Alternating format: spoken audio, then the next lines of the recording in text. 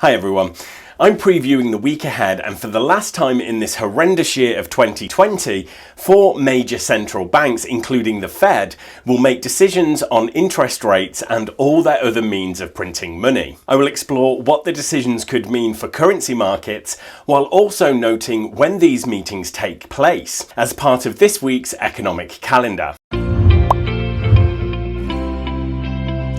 GKFX Prime presents the week ahead. So I know us Forex traders are obsessed with central banks and interest rates, but what's amazing about 2020 is how thinking about what these bankers are doing has gone mainstream. The most obvious example is the money printer go brr meme.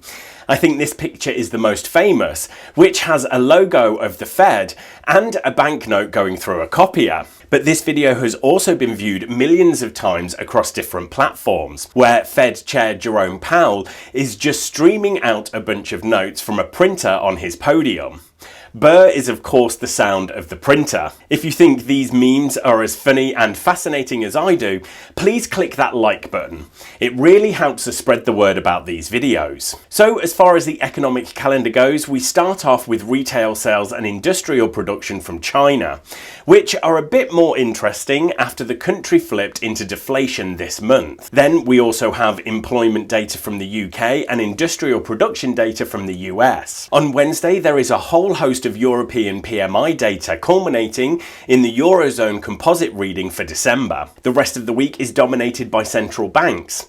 In chronological order, there is the Federal Reserve, the Swiss National Bank, the Bank of England, and the Bank of Japan. Finally, on Friday, we have UK retail sales and German IFO data. Okay, let's run through each central bank meeting. Markets have been expecting something from the Fed this time around, and that has been reinforced by last week's poor US jobs report, the late arrival of a new stimulus deal, and the rising coronavirus cases in the US. I suspect they will just tinker around the edges in order to demonstrate a willingness to act. If the Fed makes no change, I think markets would be disappointed, and we'd see a flow out of stocks and into the US dollar. If they do something, perhaps increase the duration of their asset purchases, it's probably enough to encourage a Santa rally in stocks and more weakness in the dollar through the end of 2020. We needn't expect much from the SMB because their main policy tool for now is intervening directly in foreign exchange markets to limit strength in the Swissy. Same goes for the Bank of England, but for different reasons.